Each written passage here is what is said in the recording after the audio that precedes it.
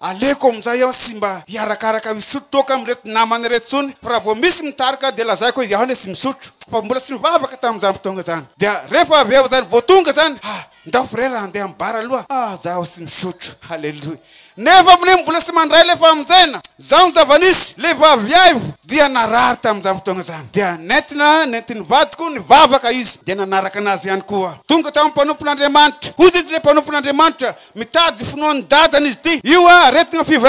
fivalanana no nahazo azy tamin'izany fotoana izany dia hozy izy mpanompon'Andriamanitra ome ronono amin'ny maha olombelona zaza ankizy mivalana ve dia omena ronono nefa noho ny tenin'ny mpanompon'Andriamanitra dia nomena ronono ary tamin'izany dia hoe raha sitrana ihany aho ty dia mivavaka amizay aho zay zany fanapahan-kevitra tamin'izany fotoana izany satria le zaza dia efa malemy dia tena malemy inona rehefa nomena ronono nihiratra ny masony nilalao le zaza nanomboka dia dia resy lahatra aho dia nanompo any Jesosy halleluja dia izany ny antony izy roako vavolombelona eto